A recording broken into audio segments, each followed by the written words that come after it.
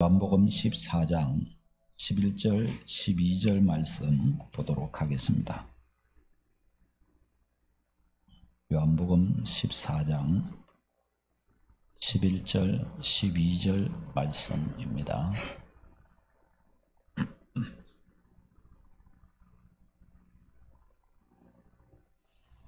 다 함께 읽도록 하겠습니다.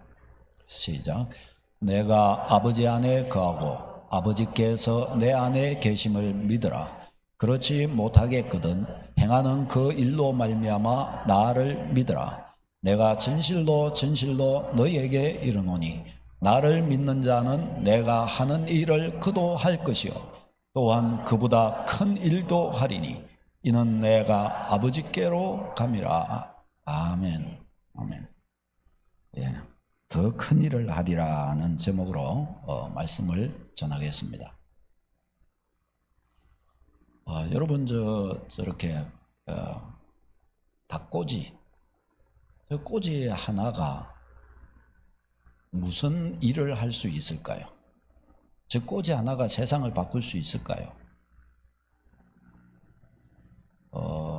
중국 동부 산둥성에 있는 쩌보라고 하는 도시가 있는데 거기에서 이 꼬지 하나가 도시 전체를 개혁하고 바꾸었다고 합니다. 이 꼬지 하나가 우리나라 돈으로 대략 250원 정도 되는데요. 중국에서 코로나가 끝나고 나서 이제 많은 사람들이 우리나라도 마찬가지이지만은 이렇게 여행의 문이 막 열렸잖아요. 몇 년 동안 이렇게 갇혀 있다가 열리니까 수많은 여행객들이 생긴 거예요. 근데 이제 소위 말하면 요즘에 유튜버 같은 인플루언서 있잖아요. SNS 막 하고 이런 정보 같은 거 올리고 하는데 거기에서 한 인플루언서가 저기에 갔다가 저기의 맛을 보고 저걸 찍어가지고 올리고 평을 달았는데 또 그 외에 또 다른 또 사람들이 저기에 가가지고 저기에 평을 달고 이렇게 하는 사이에 중국 전역에 이 꼬지 이것에 대한 소문이 막 퍼진 거예요. 그래가지고 이 쩌보시에 하면은 이 꼬지, 이 닭꼬지 있는 거죠. 저게 그냥 아주 유명하게 되었다고 합니다. 그래서 코로나가 끝난 지 얼마 안 됐잖아요. 코로나가 끝나고 나서 벌써 올해 이렇게 오면서 이렇게 갔는데 저 쩌보의 인구가 부산보다 좀 많은 대략 470만 명 정도 되는데 그 짧은 시간에 인구가 2배가 넘어서 버렸다고 합니다.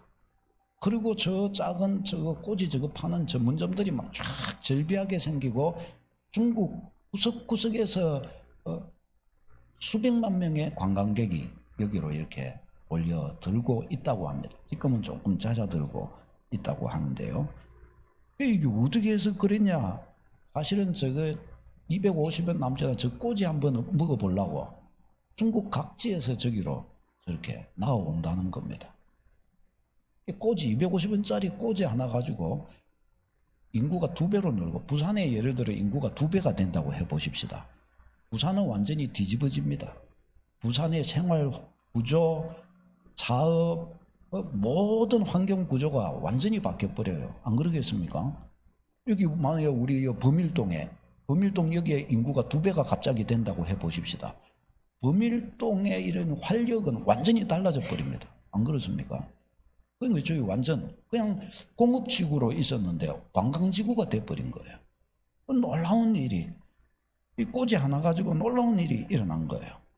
여러분 사소하게 보이는 약하게 보이는 하나 이게 무시할 수 있는가 싶어도 그게 위대한 일을 이룰 수도 있고 그거 하나 때문에 완전히 망하게 될 수도 있습니다. 예수님께서는 12명의 제자를 세우셨습니다. 그런데 사실상 이 12명의 제자들을 보면은 그렇게 인간적으로 볼 때는 그렇게 기대할 만한 것이 저들에게는 없었습니다. 저들 가운데에는 어부가 여럿 있었습니다. 당시에 어부라고 하면은 고기, 생명을 이렇게 죽이는 일을 하잖아요. 피를 보는 일을 하잖아요. 유대인들은 그런 거 싫어했습니다. 그러니까 아주 천시되어지는 그런 직업일 수밖에 없습니다. 그러니까 어부, 그 다음에 세리도 있었습니다. 당시에 저 이스라엘 땅은 로마의 속국이었기 때문에 로마의 세금을 바치는 거예요. 로마는 이방인들, 불신자잖아요. 유대인들은 우리 하나님의 백성이 돈을 걷어가지고 국세를 걷어가지고 하나님의 나라에서 쓰는 게 아니라 이방 나라에 갖다 주니까 이거는 너무너무 수치스럽게 생각했고, 또 이 일을 하는 세리들을 아주 매국노요, 아주 수치스럽게 생각을 했습니다. 그런데 예수님의 제자 중에는 그런 세리도 있었습니다. 그러니까 이거는 뭐 일반 사람들이 이렇게 볼 때는 저것들이 뭘 할 수 있겠나 싶은 그런 사람들이에요. 그런데 예수님은 밤이 맞도록 기도하시고 나서 택하신 사람들이 그런 사람들이었습니다. 인간적인 눈으로는 어떤 기대할 것이 없는 사람들, 그저 평범한 하층민에 지나지 않았습니다. 그런데 오늘 본문을 보면 예수님은 바로 이 제자들을 향하여 너희가 내가 하는 일을 너희도 할 것이다. 또 더 나아가서 나를 믿는 자는 내가 한 일보다 더 큰 일을 하게 될 것이다. 주님은 저들에게 놀라운 소망을 가지고 계시는 것을 볼 수 있습니다. 아니, 저들이 위대한 일을 할 것이라고, 예수님보다 더 위대한 일을 하게 될 것이라고 제자들에게 소망을, 믿음을 불어넣고 계시는 것을 볼 수 있습니다. 여러분, 이것은 비단 제자들에게, 또 이 당시 믿는 자들에게만 해당되는 말씀이 아니고 뭐예요?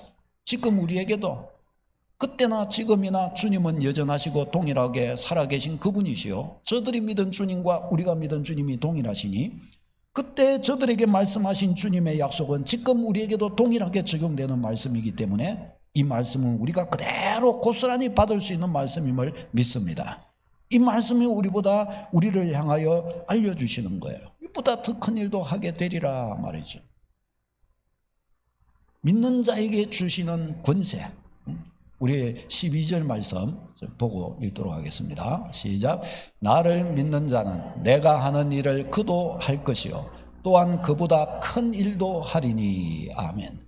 그보다 더 큰 일도 하게 될 것이다 말씀합니다. 여러분, 내가 하는 일, 예수님이 하신 일들, 하고 계셨던 일들이 뭡니까? 예수님은 수많은 이적과 기사들을 행하셨습니다. 예수님은 병자를 고치셨어요. 예수님은 죽은 자도 일으키셨습니다. 예수님은 자연도 순종하게 만드셨습니다. 예수님은 영물, 귀신도 이 불불 떨게 만드셔서 쫓아내셨습니다. 기적의 일을 하셨어요. 예수님께서 하신 이런 일을 너희가 할 수 있게 될 것이다, 그렇게 주님이 말씀하셔요. 그리고 그보다 더 큰 일도 하게 될 것이라고 말씀합니다. 그보다 더 큰 일이라는 것은 그럼 뭘까요? 예수님이 행하신 일보다 더 큰 일을 하게 될 것이라는 바로 그 말씀, 그 약속 아니겠습니까? 여러분, 그러면 예수님의 행하심보다 더 큰 일을 행한다는 것은, 그럼 우리가 예수님보다 더 위대한, 더 높은, 더 권세 있는 자가 된다는 것을 말하는 것일까요? 그것은 아닙니다. 그 말씀이라기보다 예수님께서 행하신 일이 사실은 뭡니까? 예수님이 기적을 행하시고 이적을 행하시고 귀신을 쫓아내시고 행하신 이 놀라운 일들은 다 무엇을 우리에게 알려주는 겁니까? 예수 그리스도의 구원을 알려주는 것이죠. 예수님이 누구시냐? 우리의 구원자이시다. 예수님이 누구시냐? 그분은 하나님이시다. 예수님이 무엇을 위해 오셨냐? 예수님, 그분은 마귀로부터 우리를 건져내기 위해 오셨다. 이것을 예수님의 사역을 통해 다 나타내어 주신 겁니다. 예수님보다 더 큰 일을 우리가 할 수 있게 된다는 것은 소위 말하면 예수님의 남은 사역을 우리가 감당할 수 있게 된다는 것입니다. 예수님은 인류를 구원하시기 위한 기초를 놓으셨습니다. 죄인인 우리가 하나님 아버지께로 가는 길을 열어주신 겁니다. 그러면 제자된 우리가 할 일은 뭐예요? 그 놓아주신 예수님의 그 구원의 길로 수많은 사람들을 이끌고 우리가 앞서서 인도해서 들어가는 겁니다. 이 일들은 다 뭐예요? 이 길을 하는 중에 예수님이 행하신 이적과 기사가 나타날 것입니다. 우리가 이 일을, 예수님이 행하신 이 일을 행하는 중에 어떻게 해요? 주님이 행하신 것보다 더 많은 사람들을 구원으로 인도하게 될 것입니다. 예수님의 때에는 유대인들 중에서 일부만 이 구원으로 나왔습니다. 그러나 이제 제자들을 통해서는 어떻게 해요? 예수님의 위대하신 그 남은 사역, 수많은 유대인과 이방인들이 예수님께로 나오고 예수님으로 인하여 구원으로 들어가게 될 것입니다. 예수님이 행하신 것보다 더 위대한 일들을 제자들은 해가게 될 것입니다. 이 놀라운 일이 저 제자들에게 뿐만 아니라 또 어떻게 해요? 저와 여러분들을 통하여 일어나게 될 것입니다. 바로 주님은 그 말씀을 우리에게 주고 계셔요. 여러분, 우리는 우리 자신을 보고 이런 이야기를 할지 모릅니다. 목사님, 저는 아무리 생각해 봐도 저는 별 볼 일 없는 사람입니다. 저는 가진 능력도 별로 없어요. 할 줄 아는 것도 별로 없고, 저는 그저 평범할 뿐입니다. 아니, 저는 병이 들어서 움직이는 것도 잘 하지 못합니다. 저는 가진 여지껏 살아오면서도 다 성공 한 번이라도 크고 작은 성공 해본 적도 없습니다. 이런 내가 과연 무엇을 할 수 있단 말입니까? 네, 그렇겠죠. 그러나 주님이 말씀하십니다. 내가 너와 함께하느니라. 내가 할 것이다 라고 주님은 그렇게 말씀하십니다. 여러분, 우리의 능력은 상관없습니다. 우리가 얼마만큼 능력을 가지고 있냐, 그거는 상관없습니다. 왜냐? 주님이 하실 것이기 때문입니다. 왜 예수님께서 제자들을, 12명의 제자들을 이렇게 택정하실 때에 그냥 일반적인 기준보다 더 밑에 기준을 가지고 저들을 택하셨을까요? 왜 사람들이 전시하는 어부들을 부르시고 왜 세리를 이렇게 부르셨을까요? 그것은 인간의 능력은 문제가 되지 않는다는 거예요. 하나님께서 역사하심에 있어서 인간의 능력은 문제되지 않는 거예요. 왜? 능력은 주님으로부터 나오는 것이기 때문입니다. 중요한 것은 뭐냐? 주님을 주님으로 알아보느냐, 주께 순종할 수 있느냐, 이것이 주님께는 중요한 것입니다. 나머지는 다 주님이 하시는 것입니다. 잔을 들 때에 내가 힘이 있으면 내가 이렇게 들죠. 그러나 내가 못 들면 어때요? 믿음 안에서는 내가 못 들어도 상관없어요. 더는 신용만 하면 됩니다. 주님이 가라고 하신 만큼만 나는 가면 됩니다. 더는 힘은 누구한테 있어요? 내가 못 들어도 나는 여기에 손만 대면 나머지는 주님이 드십니다. 할렐루야. 이게 신앙의 방법입니다. 왜 어부가 그 놀라운 전 세계를 변화시키는 일에 이렇게 위대하게 쓰일 수 있었을까요? 저들은 아무것도 아니지만 주님이 저들에게 역사해 주셨기 때문입니다. 왜 세리가 위대한 일에 쓰임받을 수 있었을까요? 사람들로부터 멸시받고 천대받는 이 사람이 자기 동족 사이에서도 자기 거처할 곳을 두지 못하는 이런 사람이 어떻게 위대한 일을 할 수 있었을까요? 주님이 그를 통해서 일하셨기 때문입니다. 그는 다만 주님 말씀에 엎드려 주님 말씀에 순종했을 뿐입니다. 여러분, 이것은 너무너무 놀라운 것이에요. 사랑하는 여러분, 주님이 역사해 주셨기 때문에 특별할 것이 없는 제자들에게서 놀라운 일이 일어난 거예요. 특별할 것이 없는 나, 그러면 더 좋아요. 내가 특별하지 못하고 내가 능력이 없다, 이것을 알면 알수록 더 좋아요. 내가 얼마나 연약한 존재인가 모르는 사람보다 그것을 아는 사람, 알면 알수록 더 주님이 더 크게 쓰시는 거예요. 믿으시기를 축원합니다. 이 왜 그러냐? 자기의 연약성을 알지 못하는 사람은 다 자기가 주도할 거예요. 그러나 자기의 연약함을 알면 어떻게 해요? 자꾸 주님을 의뢰할 거예요. 바로 주님은 그 사람을 통해 일하시는 것입니다. 이게 주님의 놀라운 방법이신 거예요. 사랑하는 여러분, 믿는 자를 통해서 그러면 주님께서 어떻게 역사를 하시는 것일까요? 어떻게 더 큰 일이 일어나도록 주님이 일하시는 것일까요? 첫 번째는 성령으로 역사하십니다. 성령으로. 따져 볼까요? 성령으로 역사하신다. 요한복음 14장 26절 같이 읽겠습니다. 시작. 보혜사 곧 아버지께서 내 이름으로 보내실 성령 그가 너희에게 모든 것을 가르치시고 내가 너희에게 말한 모든 것을 생각나게 하리라. 아멘. 보혜사 곧 성령님을 말하는 것입니다. 보혜사 성령 하면은 똑같은 이름을 반복하는 것이라 할 수 있습니다. 보혜사라는 뜻은 곁에서 나를 위로해 주시는 자, 위로자, 나를 변호해 주시는 분, 그런 뜻입니다. 보혜사. 보혜사가 성령님이십니다. 이 보혜사 성령께서 우리와 함께 계십니다. 언제 우리와 함께 계시냐? 예수님 믿을 때 우리에게 내주해 주셨습니다. 여러분 안에 성령이 들어와 계십니다. 성령께서 여러분 안에 와 계십니다. 성령이 하시는 일이 뭔가? 성령의 사역, 가장 중요한 성령의 첫 사역이 뭔가 하면 믿는 자에게 구원을 적용하시는 사역을 하십니다. 성부 하나님은 구원을 계획하시고, 구원 계획은 성부 하나님의 뜻이고, 성자 하나님은, 성자 예수님은 이 구원을 실행하셨어요. 완성하셨어요. 무엇으로요? 십자가를 지심으로 완성하셨어요. 그러면 이 구원이 우리 개인적인 나의 구원이 되는 일은 누가 하시느냐? 그 일은 성령님이 하시는 거예요. 내가 내 죄 사했습니까? 예수님이 사했지 내가 내 죄의 짐을 진 것이 아닙니다. 예수님이 십자가 지신 것과 나와 무슨 상관이 있단 말입니까? 이 상관이 있도록 하시는 분이 성령님이 하시는 사역입니다. 예수님을 주로 고백할 때, 내 죄를 회개하고 예수님을 고백할 때 성령이 내 안에 들어오셔서 예수 그리스도와 나를 연합시키시는 거예요. 하나 되게 하시는 거예요. 그래서 예수님의 십자가가 내 것이 되게 하시는 거예요. 나는 이렇게 죄인이요 부족한 상태로 있지만은, 그러나 하나님은 어떻게 보시느냐? 내 안에 성령으로 말미암아 예수 그리스도가 내 안에 오신 나로 보는 거예요. 그래서 나를 보실 때 나로 보는 게 아니라 예수 그리스도로 보는 거예요. 나를 예수 그리스도의 의가 나에게 전가된 것으로 보는 거예요. 나를 의인으로 봐주시는 거예요. 그래서 우리는 이런 말을 할 수 있어요. 내가 지난날 살아온 나의 삶이 얼마나 죄악되고 악하고 그런지 모릅니다. 이런 나를 주님이 이걸 받아주실까요? 안 받아주십니다. 그런 나를 받아주시는 게 아니에요. 그런 나는 예수님의 십자가에게로 가서 저주를 받고, 죄 없으신 예수님이 나하고로 와버리신 거예요. 이걸 죄의 전가, 의의 전가라 그런 거예요. 내 죄는 예수님께로 전가돼서 갚버렸고 심판을 받아버렸고, 예수님의 의는 나에게로 전가되어서 내 안에 예수님이 계셔버린 게 돼버린 거예요. 그래서 예수님은 전가된 의를 가진 나를 보시는 겁니다. 그러니까 죄악된 나는 예수님께로 가서 십자가 형벌을 받는 거고, 나를 하나님께서 보실 때는 의로운 나를 보는 거예요. 의로운 나, 죄 없는 나를 보는 거예요.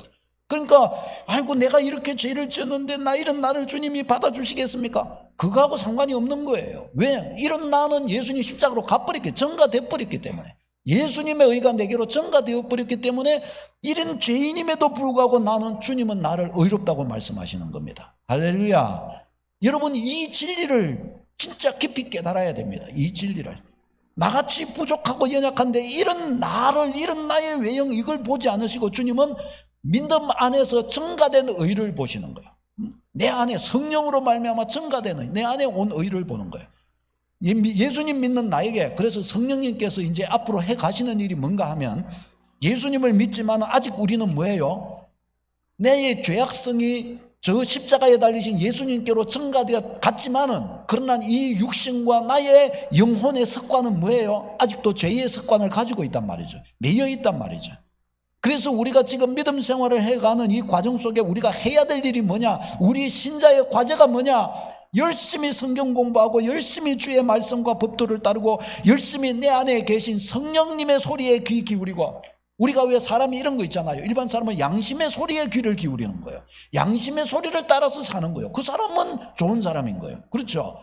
우리는 뭐예요? 양심의 소리보다 더 큰 소리, 더 거룩한 소리, 뭐예요? 성령님의 소리를 듣는 거예요.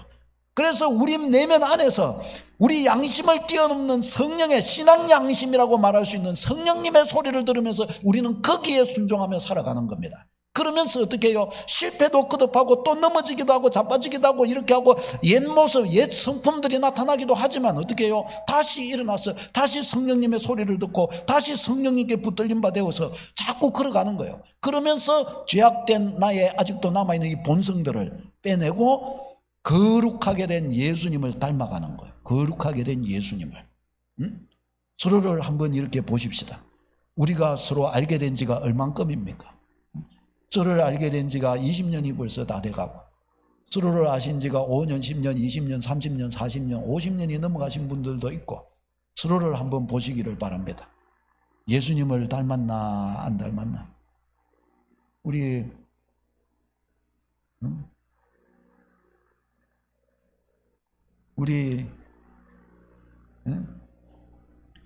연승 형제 예수님 많이 닮은 것 같아요.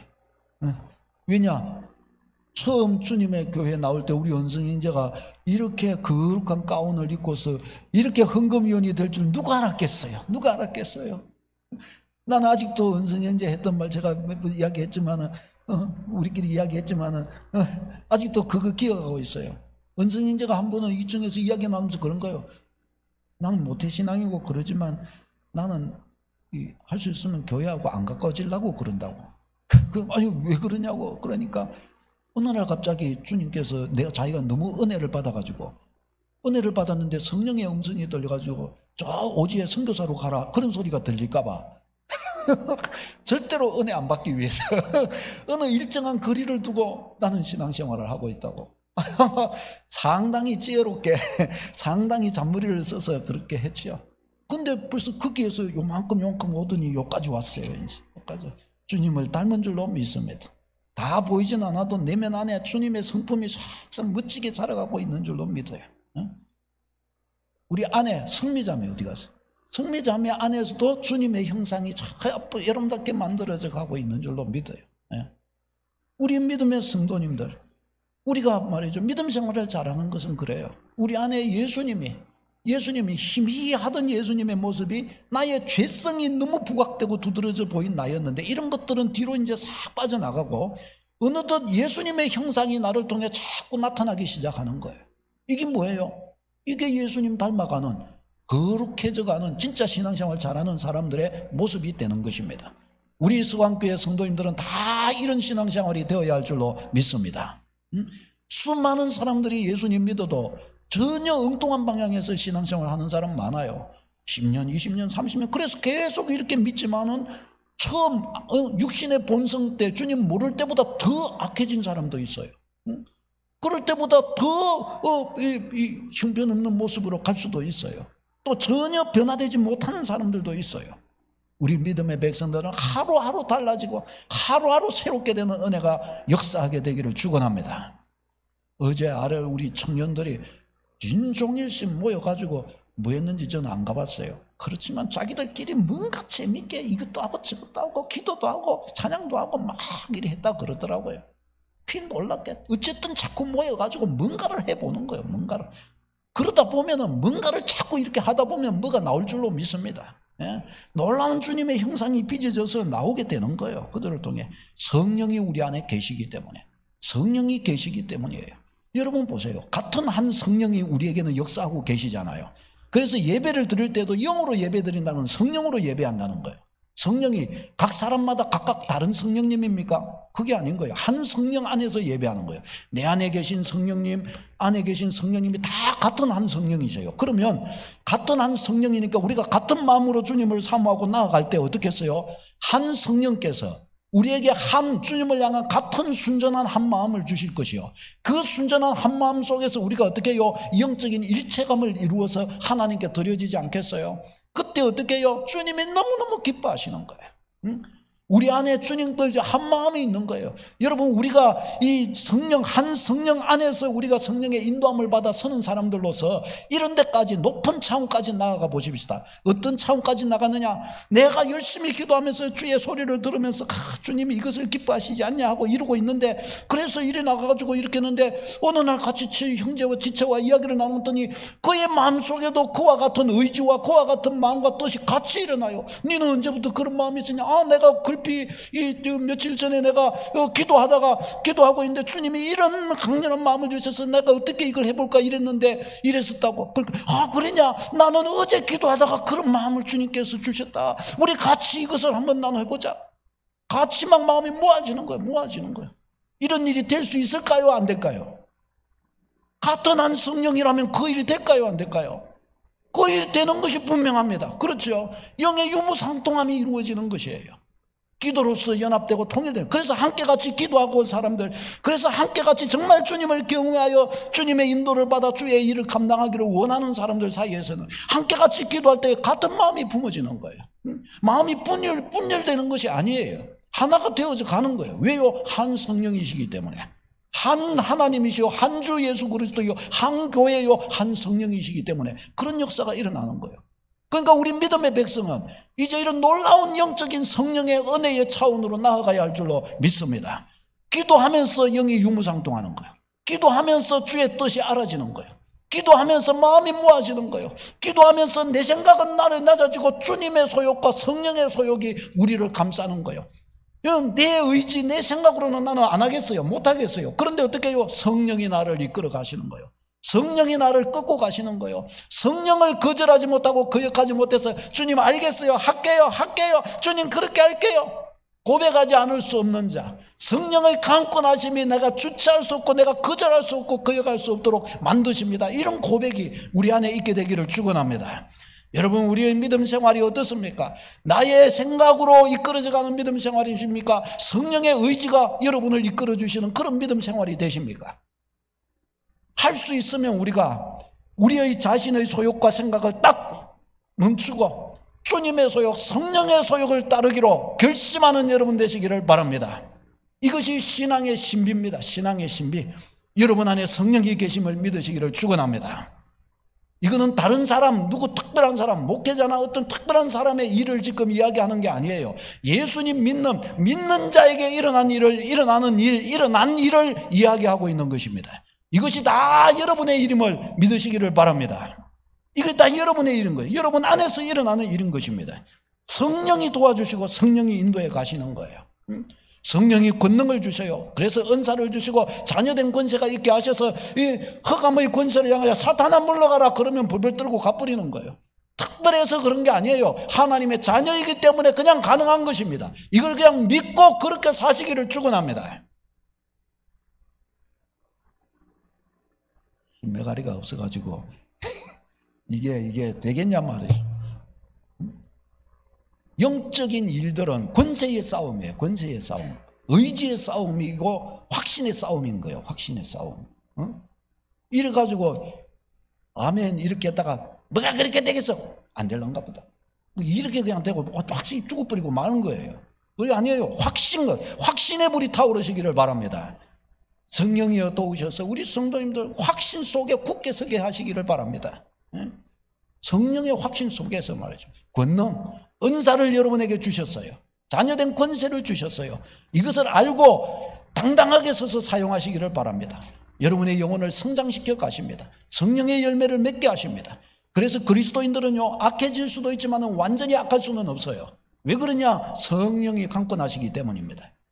여러분, 성령의 강권하심을 여러분 느끼고 누리고 거기에 순종하는 은혜가 있기를 바랍니다. 얼마나 재밌는지 몰라요. 믿음 생활이.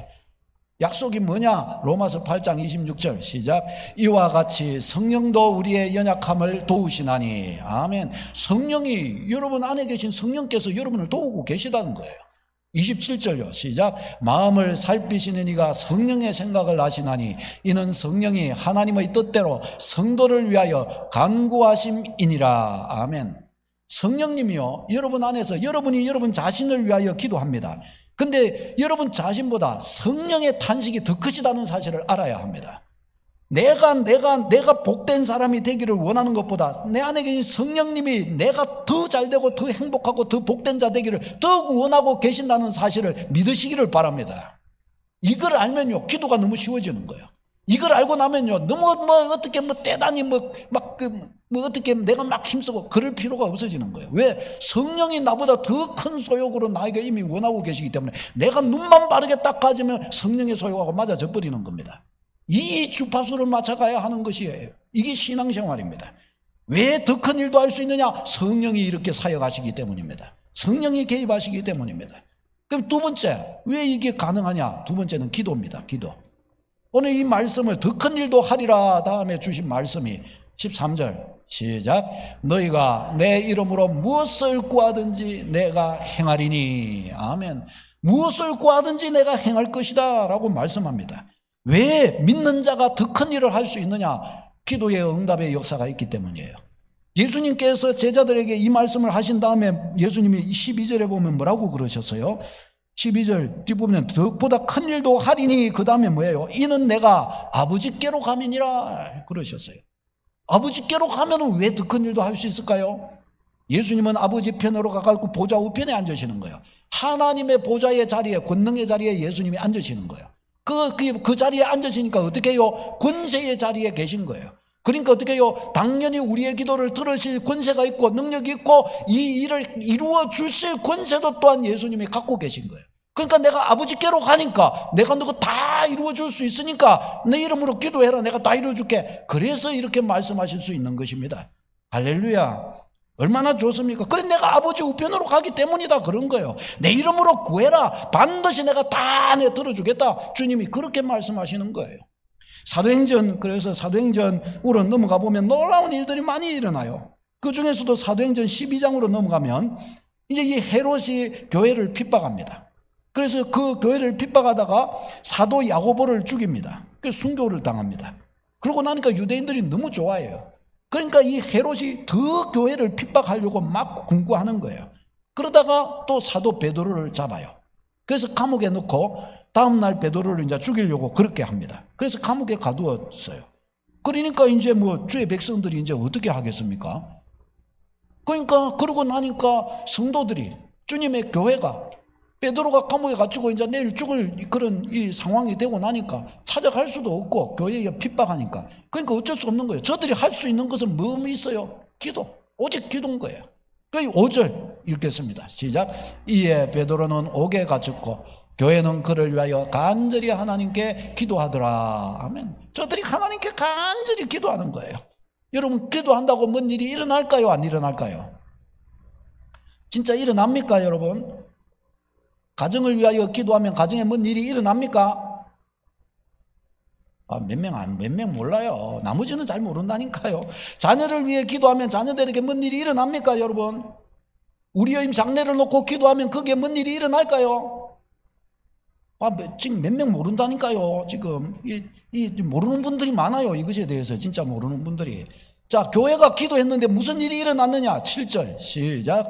호련히 주의 사자가 나타나매 옥중에 광채가 빛나며 또 베드로의 옆구리를 쳐 깨워 이르되 급히 일어나라 하니 쇠사슬이 그 손에서 벗어지더라. 아멘.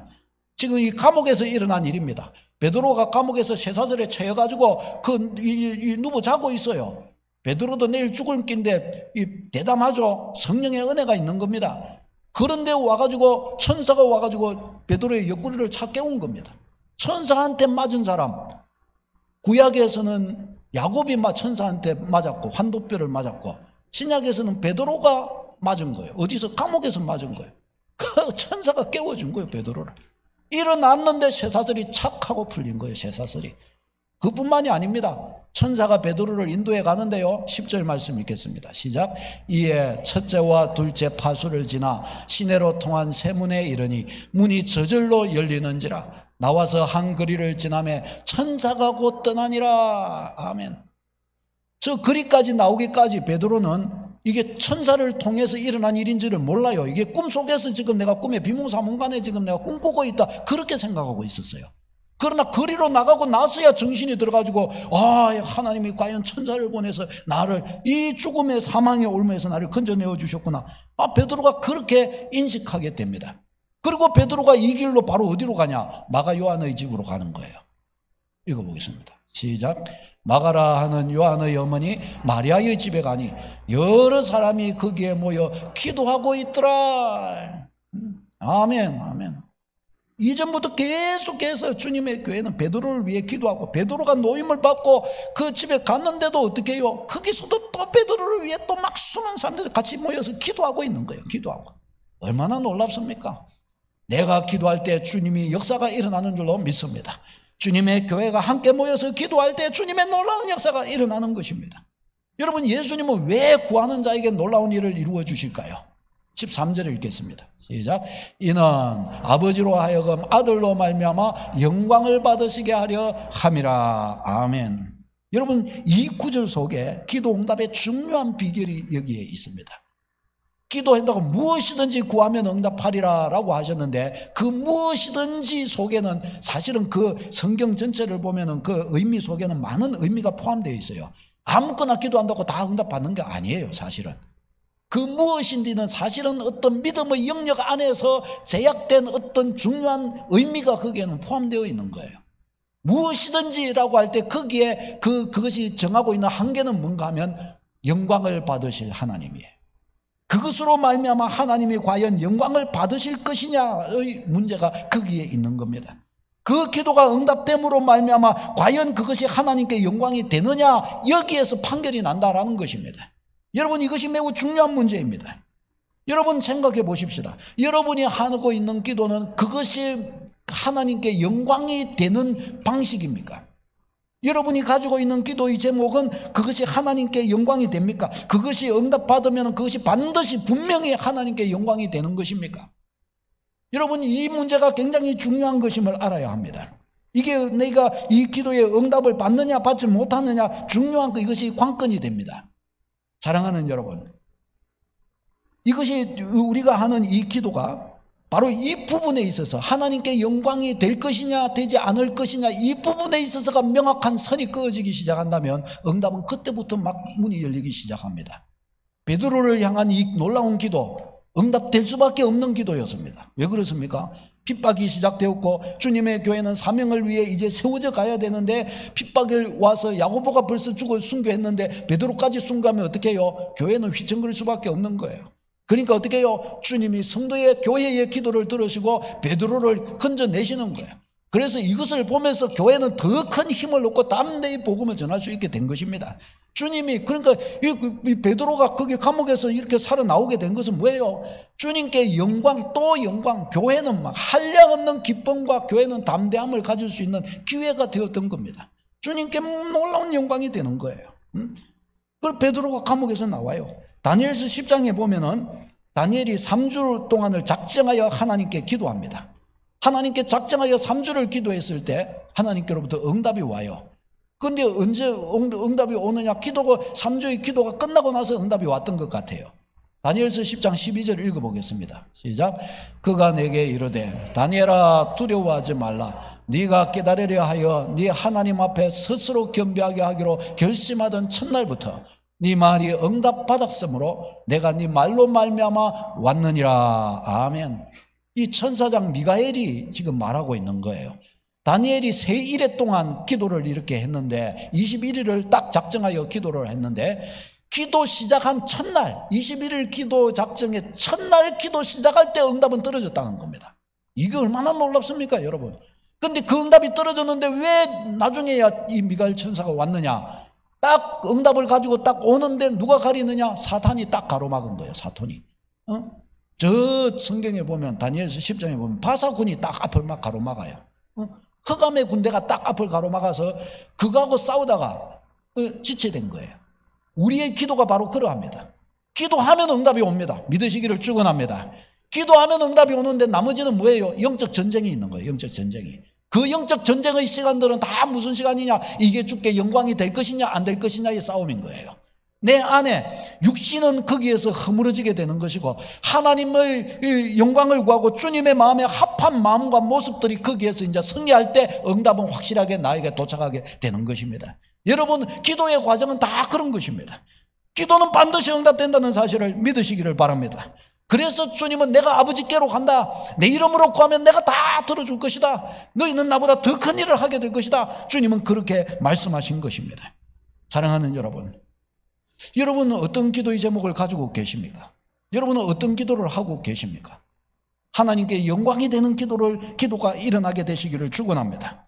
하나님의 나라를 위한 기도, 영혼 구원을 위한 기도, 약한 자를 위한 기도, 중보 기도, 중보하는 기도, 우리 후반기 사역, 가정 구원, 가정 복음화, 우리 전 성도님들의 가정의 복음화를 위해서 우리 가정은 다 복음화 되어서도 내 형제 자매 구역 지체들을 위한 기도들이 막 일어나는 겁니다.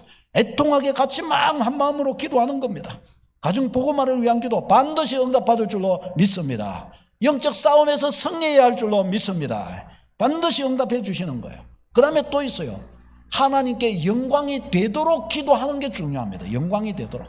야고보서 4장 3절에 구하여도 못 받는 이유는 정욕으로 쓰려고 잘못 구하기 때문에 못 받는다고 말씀하셨습니다. 그거는 응답받아도, 겉보기는 좋아도, 그거는 응답받아도 내 정욕적인 욕구는 채워질지 몰라도 뭐예요? 하나님께는 영광이 안 된다는 것입니다. 그래서 안 내준다는 것이에요. 그러니까 우리는 하나님께 영광이 되도록 기도하는 게 중요한 거예요. 하나님께 영광이 될 건데도 하나님께 영광이 안 되도록 기도하는 일이 있어요. 하나님께 영광이 안 될 것 같은데 영광이 되도록 기도하는 게 중요합니다. 이것을 발견하고 아는 축복이 있기를 바랍니다.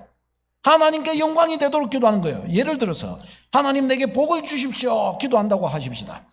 이 기도가 완전히 육신적인 기도가 될 수도 있고 이것이 완전히 하나님이 영광 받으시는 기도가 될 수가 있습니다. 완전히 다른 기도가 될 수가 있어요. 어떻게 그렇게 될 수가 있을까요? 예를 들어서 하나님 나를 축복해 주십시오 하는 거예요. 하나님 내가 이 복을 받아서 내일은 나이트클럽 가고 모레는 저 어디 가고 글피는 저 어디 이 깡패를 얻어가지고 저 가갖고 원수를 갖고 뭐 그 다음에는 어떻게 하고 저떻게 하고 모든 육신과 혈기가 거기서 다 나와버려요. 그러면 그 기도는 응답될까요 안 될까요?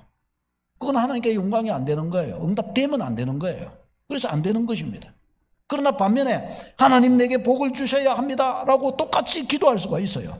그럼 뭐냐? 하나님 내가 복을 받아야 주의 영광을 구할 수 있고 하나님 내가 복을 받아야 내 형제에게 마음껏 전도하고 도와줄 수 있고 이 형제를 내가 위로해 줄 수 있고 세워줄 수가 있습니다. 하나님 내게 이것을 공급해 주십시오. 하나님 내게 이것을 주셔야 내가 이 선교사님도 이렇게 후원할 수 있고 하나님 내게 이 좋은 것을 주셔야 내가 이 지역에도 이웃에게도 내가 주님의 빛되고 소금이 될 수 있습니다. 나는 이 일을 꼭 해서 이것으로 주님의 영광을 구하고 싶습니다. 하나님 내게 이 복을 주십시오.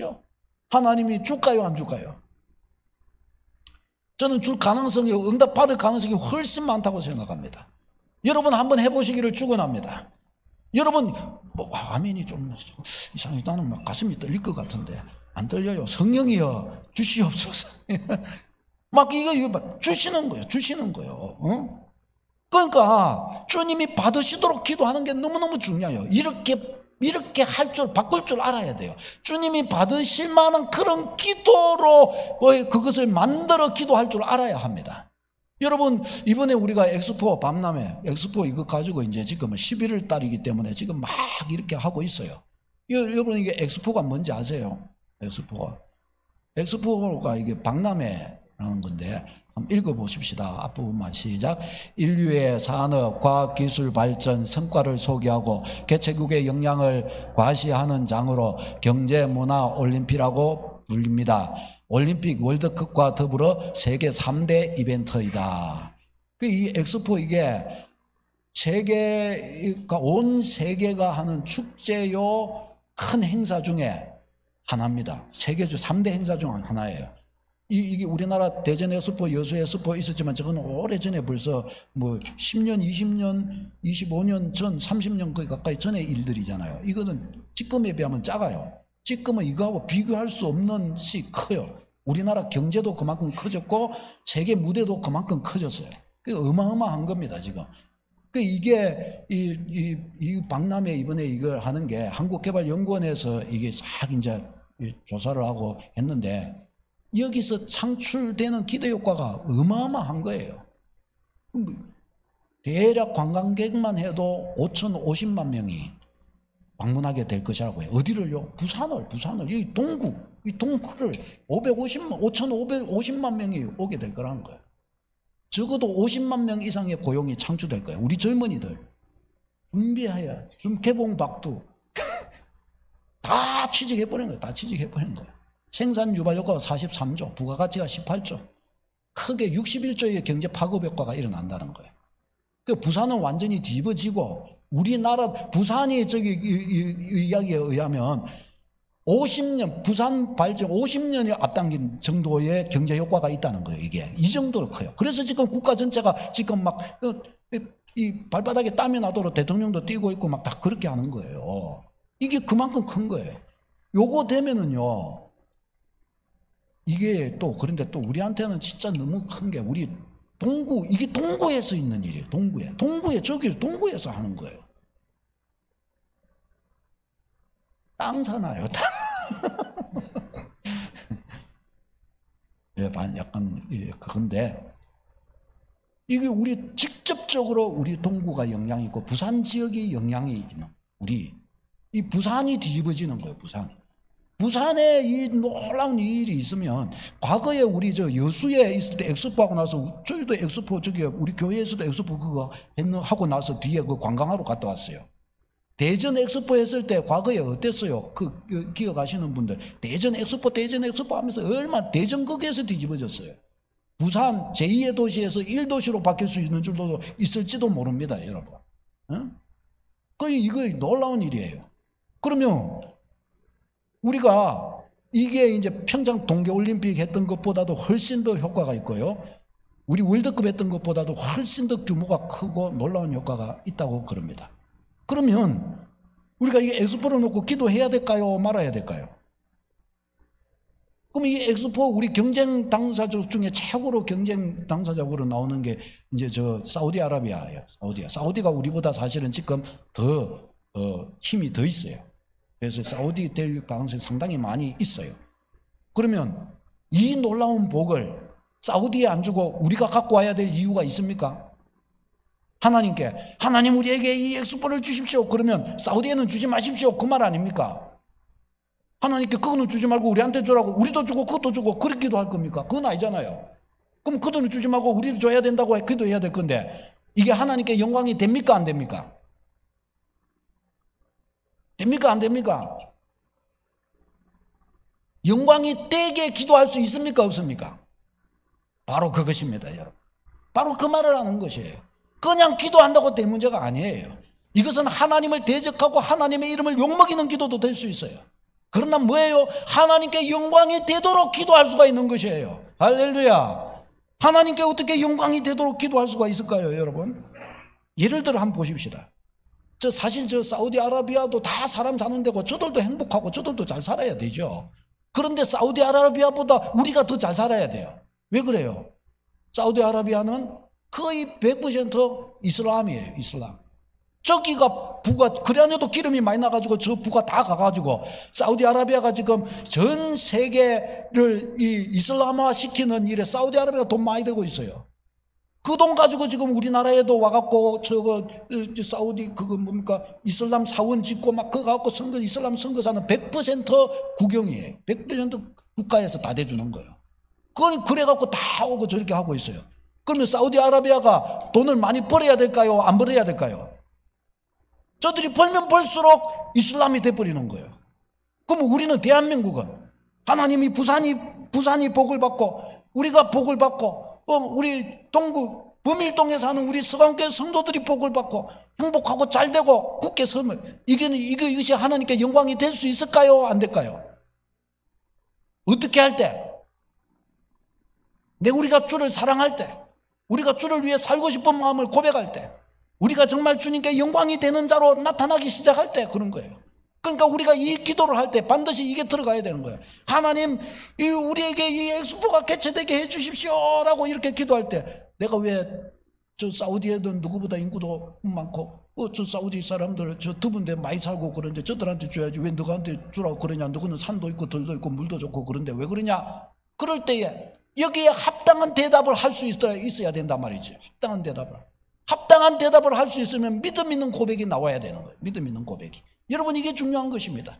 하나님 이 땅이 번성해야 합니다. 이 부산 땅이 잘 돼야 됩니다. 이곳은 20% 부산 땅에 복음화가 일어나고 부산 땅은 거룩한 도시가 되고 믿음의 사람들이 일어나고 이 사람들이 부강하게 되고 그래서 하나님께 기도하며 전 세계에 선교사를 파송하고 후원하고 우리나라가 잘 돼가지고 우리나라가 완전히 거룩한 나라 복지국가가 되어서 전 세계에 모범이 되고 세계의 선교사를 파송하여 온 세계를 복음으로 섬기고 그 나라는 우리밖에 없습니다. 주님 우리를 도와주시길 바랍니다. 우리는 이렇게 기도해야 됩니다. 할렐루야. 이거는 하나님께 영광이 될까요? 안 될까요? 될 것 같습니까? 안 될 것 같습니까? 됩니다, 여러분. 하나님 앞에 하나님께 엎드려 반드시 우리를 축복하시지 않으면 안 되는 그런 기도가 드려져야 할 줄로 믿습니다. 놀라운 일이 일어납니다, 여러분. 하나님 앞에 엎드려 우리가 기도하고 우리의 이 마음이 하나님께 전해지고 드려지게 된다면 하나님은 우리에게 놀라운 응답으로 나타나 주실 것이요 이 일은 우리에게 큰 기쁨이 될 것이고 우리를 통해서 나라가 복을 받고 전 세계 열방에 가난한 나라, 고통하는 나라, 우상숭배의 나라들이 복을 받게 될 것입니다. 이 축복이 우리에게 있기를 바랍니다. 기도의 축복이 넘쳐나시기를 축원합니다. 기도하겠습니다.